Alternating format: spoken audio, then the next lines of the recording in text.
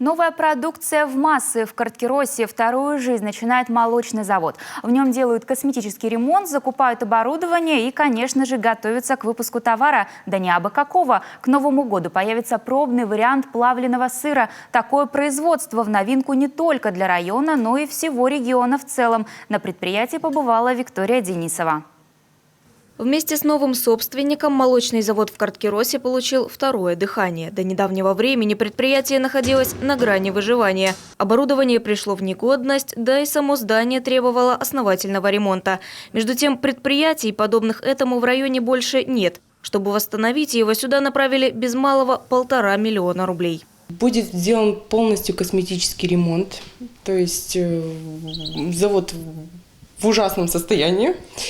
Также, кроме ремонта, у нас полностью меняется все оборудование. Мы брали кредит для покупки оборудования. То есть и 70% нас просубсидировало наше министерство нашего сельского хозяйства. Часть стен уже обложили новой плиткой. А чтобы наладить само производство, в Карткирос пригласили технолога из Азербайджана. Зарубежные методы производства улучшат качество ранее производимой продукции. А это и творог, и сметана, и сыр. К слову о последнем. До Нового года здесь появится пробный выпуск новой линейки сыров. Целых 15 видов, причем плавленых, что и вовсе в новинку для региона.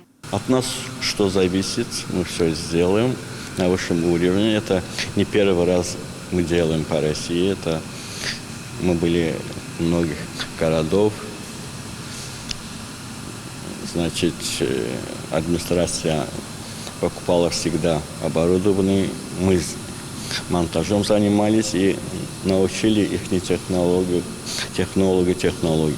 Технолог сам занимается монтажом оборудования. При этом параллельно учит местных своим методам производства. На сегодня завод уже пополнился частью техники. К примеру, для преобразования сырной массы или фасовки готового товара.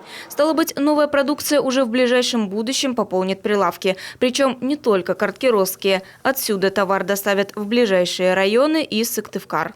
Очень рад тому решению собственника вместе с менеджментом завода о попытке выпуска нового продукта, чтобы найти свою нишу, где не такая жесткая конкуренция, как по остальным продуктам, которые к нам завозятся и из-за пределов, и здесь производятся в республике. Реконструкция завода создаст и новые рабочие места. Вопрос только в квалифицированных кадрах. Пока их в районе не так много, придется учить. Еще один момент, который нужно учесть. Сейчас мощность предприятия с лихвой может покрыть не только нужды самого района, но и близлежащих муниципалитетов. Да только рынков сбыта пока нет. Впрочем, в успехе молзавода местные власти не сомневаются. Здесь уверены, качественный продукт найдет своего покупателя. Виктория Денисова, Дмитрий Булаев, телеканал Юрган, Карткиросский район.